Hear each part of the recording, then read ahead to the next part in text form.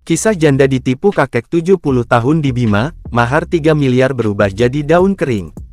Seorang kakek berinisial S70 asal Dompu, Nusa Tenggara Barat NTB, menipu calon istrinya dengan modus memberikan uang mahar sebesar 3 miliar yang disimpan dalam koper.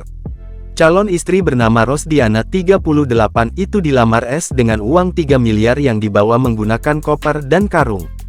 Tetapi setelah dibuka, ternyata isinya hanya setumpuk daun kering. Merasa ditipu, warga Desa Ragi, Kecamatan Palibelo, Kabupaten Bima itu akhirnya menempuh jalur hukum dengan melaporkan S ke Polres Bima. Tak hanya merasa dipermalukan, rupanya S juga membawa kabur uang tunai sebesar 7 juta yang diberikan korban kepada S.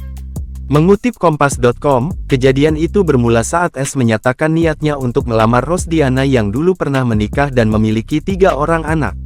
S saat itu mengaku sebagai pengusaha sehingga menyanggupi membawa mahar uang senilai 3 miliar. Hal tersebut disampaikan oleh Kepala Desa Ragi, Ibrahim yang membenarkan kasus penipuan yang menimpa seorang warganya.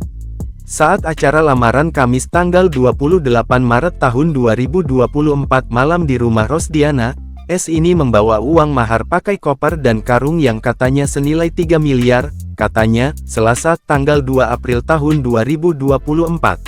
Saat menyerahkan mahar itu, S meminta agar Rosdiana dan keluarganya tidak membuka koper dan karung tersebut sampai hari pernikahan berlangsung. Namun, sehari setelah lamaran yakni Jumat tanggal 29 Maret tahun 2024 S justru menghubungi Rosdiana untuk meminjam uang sebesar 7 juta.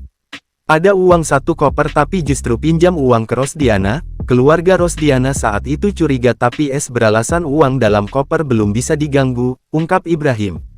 Penasaran dengan asal-usul S, keluarga Rosdiana lantas menelusuri identitas pria tersebut dan menemukan bahwa S bukan seorang pengusaha. Keluarga Rosdiana kemudian memutuskan untuk mengecek isi uang dalam koper dan karung. Mereka terkejut ternyata isinya itu daun kering. Keluarga korban kemudian marah karena merasa ditipu oleh pelaku, pungkas Ibrahim.